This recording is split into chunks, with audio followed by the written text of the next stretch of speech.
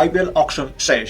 এইবার দেখে নেওয়া যাক কোন কোন দল দল কেমন সাজিয়েছে, কেমন করে জাদু করেছে তারা অকশনে। দেখে নেওয়া যাক কেমন জাদু হয়েছে।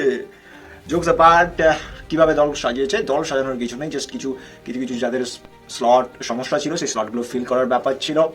তো শুরুতে যে দল নিয়ে কথা বলবো অ্যালফাবেটিক্যালি করব। তো শুরুতে obviously Chennai Super Kings. Chennai Super কিংসের বিফোর অকশন তারা কিন্তু বহু গেম খেলেছে, because they traded Sanju Samson এবং তার বদলে জাদেজা এবং স্যাম কারনকে তারা রাজস্থান রয়্যালসে দিয়েছে। তো নানাবিধ অ্যাকশনস ড্রামাস চলে অকশনের আগে। এখন after auction Chennai Super Kings কেমন দল হয়েছে, তো যেটা প্রথমে না বললেই নয়, চেন্নাই সুপার কিংস একদম 90 ডিগ্রি ফ্লিপ মেরে দিয়েছে। কারণ বুদ্ধ কি টিম আমরা যাকে বলতাম, সেই চেন্নাই সুপার কিংসে ইয়াংস্টার্স ভর্তি সব। ভাবা যায় 35+ এজের একটাই প্লেয়ার, সেটা কে আর হতে পারে? ডেফিনেটলি দি আনক্যাপড ইন্ডিয়ান মহেন্দ্র সিং ধোনি। ভাব এবার চেন্নাই সুপার কিংস যে দুটো ইয়াংস্টারের ওপরে বেশি ইনভেস্ট করেছে সেটা হচ্ছে প্রশান্ত বীর আর কার্তিক শর্মা। এখন এই প্রশান্ত বীরকে তারা শুরু থেকে টার্গেট করেছিল, কারণ তারা প্রশান্ত বীরকে রবীন্দ্র জাদেজার পসিবল রিপ্লেসমেন্ট হিসেবে দেখছে। আর কার্তিক শর্মা কিন্তু 4-5 মিডল অর্ডারে একটা ভালো স্ট্রং হিটার ব্যাটসম্যান তারা কিন্তু পেয়ে গেছে কার্তিক শর্মার উপরে। তো এখানে পুরো স্কোয়াড অ্যানালিসিসের কোনো প্রয়োজন তো নেই, কারণ প্লেয়ার্স তো সেমই থাকছেন, শুধু কিছু কিছু জায়গায় রিপ্লেস হয়েছে প্লেয়ার্স।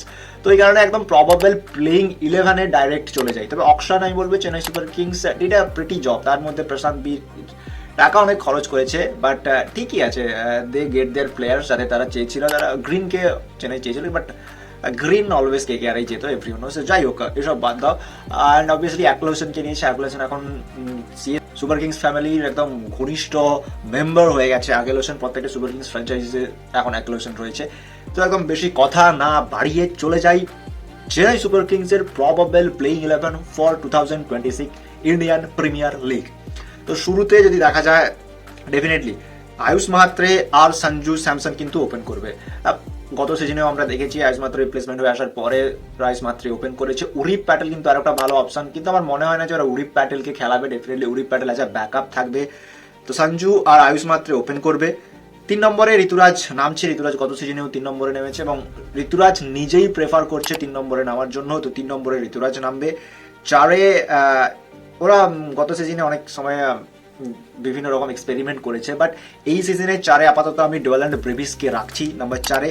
এখন 5-এ কে নামতে পারে সেটা একটা ব্যাপার রয়েছে, কারণ চেন্নাই কিন্তু ম্যাথিউ শটকেও নিয়েছে এবং তারা কিন্তু কার্তিক শর্মার উপরে হাইলি ইনভেস্ট করেছে। তো 5 নম্বরে আমি আপাতত কার্তিক শর্মাকে নিয়ে রাখছি।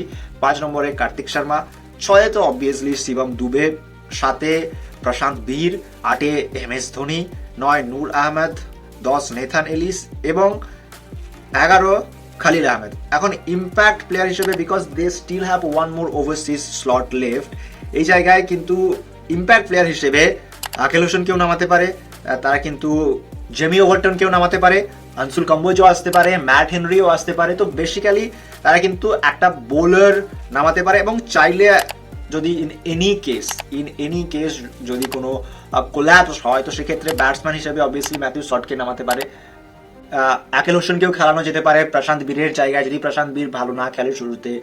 অবশ্যই আমি বলবো চেন্নাই সুপার কিংসের টিম ব্যালেন্সড রয়েছে, যেক্ষেত্রে আবারও বলছি যে ওপেনিংয়ে আয়ুষ মাত্রে, সঞ্জু স্যামসন, 3 নম্বরে ঋতুরাজ গায়কোয়াড়, 4-এ ডোয়েল্যান্ড ব্রেভিস, 5-এ কার্তিক শর্মা, 6 শিবম দুবে, 7-এ MS ধোনি, 8-এ প্রশান্ত বীর, নূর আহমদ, নেথান এলিস, খালিল আহমদ।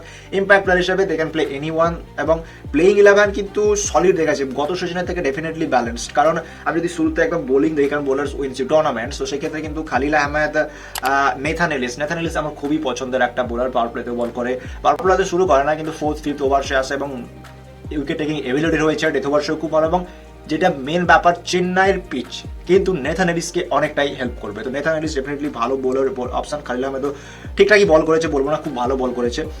নূর আহমেদ রয়েছে। আমার যেটা মনে হয় চেন্নাই সুপার কিংসের আর একটা বিদেশি ফাস্ট বোলার ম্যাট হেনরিকে কিন্তু চাইলেই খেলাতে পারে। তো যাই হোক বোলিং লুকস গুড, আমি বলবো না যে খুব solid bowling line up, balance bowling line up. Captain এবার কিভাবে ইউজ করে, কিন্তু স্পিনার্সের দিক দিয়ে ডেফিনেটলি নূর আহমেদ, প্রশান্ত বীর তো অবশ্যই রয়েছে। যদি এনি কেস ম্যাথিউ শটকে খেলায়, ম্যাথিউ শটও স্পিন বোলিং অপশন রয়েছে। এবার যদি চলে যায় ব্যাটিং এর দিকে, ব্যাটিং কত সিজনে দেখেছি আয়ুষ মাত্র দুরন্ত খেলেছেন। দে bought Sanju Samson. So obviously Ayush মাত্র সঞ্জু স্যামসন ঋতুরাজ জায়গা top order top 3 looks solid perfect. Middle order যদি ব্রেভিস আছে, মিডল অর্ডারে শিবম দুবে রয়েছে এবং ম্যাথিউ শট বা কার্তিক শর্মা যাকেই খেলা, আই থিঙ্ক গুড অপশনস। তবে আবারও আমি বলবো Chennai Super Kings lacks finishing, এটা চেন্নাই সুপার কিংসের কনস। এই টিমের মধ্যে যেটা কনস আমার লাগছে সেটা হচ্ছে চেন্নাই সুপার কিংসের ফিনিশারের অভাব। MS ধোনির উপরে আপনি ফিনিশিং ডিপেন্ড করতে পারবেন না এবং শিবম দুবে, আমি শিবম দুবেকে ওই প্রিমিয়াম ফিনিশার হিসেবে আমি কখনোই শিবম দুবেকে ধরবো না। শিবম দুবে এই যে লোয়ার মিডল অর্ডার ব্যাটসম্যান, অর্থাৎ 5 নম্বর টাইপের ব্যাটসম্যান, যে স্পিন খুব ভালো খেলে, অর্থাৎ ওই অল্প সময় এসে স্পিন হিট করে একটা ফ্লো দিয়ে, সেটাই শিবম দুবের কাজ। তো আমি শিবম দুবেকে ডেফিনেটলি প্রিমিয়াম ফিনিশার একদমই ধরবো না। ফিনিশিং আমার অবশ্যই লাগছে এবং যেটা চেন্নাই সুপার কিংসের প্রবলেম হতে পারে ইন এনি কেস যদি টপ অর্ডার ভালো না খেলে, ফিনিশার অভাব one thing. Second thing, Nathan এলিসের সাথে, কারণ নেথান এলিস আপনার প্রিমিয়াম ডেথ বোলার তো নয়, কিন্তু খুব ভালো ডেথ বোলার। তো নেথান এলিসের সাথে কিন্তু আর একটা অবশ্যই পার্টনারের অভাব Khaleel Ahmed. I really don't think Khaleel Ahmed খুব ভালো ডেথ বোলার। তো ডেথ বোলিং ডেফিনেটলি আর একটা প্রবলেম। তো lack of finishing and death bowling, এই দুটো কিন্তু সিএসকে এর একটা বিশাল প্রবলেম আপাতত দেখাচ্ছে। বাট একটা জিনিস অবশ্যই শেষে একদম বলতে হয়, ভিডিও একদমই বড় করবো না, বড় করার কোনো প্রয়োজনই নেই, কারণ যেটা শেষে বলতে চাই যে I am really happy for Sarfaraz Khan. At least Sarfaraz খানের ইনস্টাগ্রাম স্টোরিটা দেখবেন, ওই যে জার্সি সিনেমা জানি যখন ট্রেন রাস্তার কাছে এরকম করে একটা যখন চিৎকার করছিল, তো সেরকম একটা ইনস্টাগ্রাম স্টোরি দিয়েছেন। We are really happy for Sarfaraz Khan, খেলুক বা না খেলুক, অ্যাটলিস্ট ঠিক ওটা টিম 3 বছর পর এখনো দল পেলো, হ্যাপি। এবং চেন্নাই সুপার কিংসের যেটা আমার মনে হয় এই টিমের যে মেন প্লেয়ার যে হতে পারে, যে মেন কাড়ি যেটা আমরা বলতে পারি, সেটাই কিন্তু আই থিঙ্ক অবশ্যই ডোয়েল অ্যান্ড ব্রেভিস কেমন খেলে। কারণ গত সিজনে ব্রেভিস এসেই চেন্নাই সুপার কিংসের হাল ধরেছিল, যদিও মাত্রে এবং উর্বিল প্যাটেল দুজনেই ভালো খেলেছে, বাট ব্রেভিসের ইম্প্যাক্ট বিশাল ছিল। তো এই সিজন ব্রেভিস যদি ফ্লপ যায়, আই ফেয়ার সিএসকে এর ব্যাটিং লাইন আপ ও কিন্তু কোল্যাপস করতে পারে। CSK teams look good, but I am still not counting them in the playoffs. ঠিক আছে, তো আপনারা কেমন কি মতামত পেশ করেন একটু কমেন্টে জানাবেন ডেফিনেটলি। Thank you.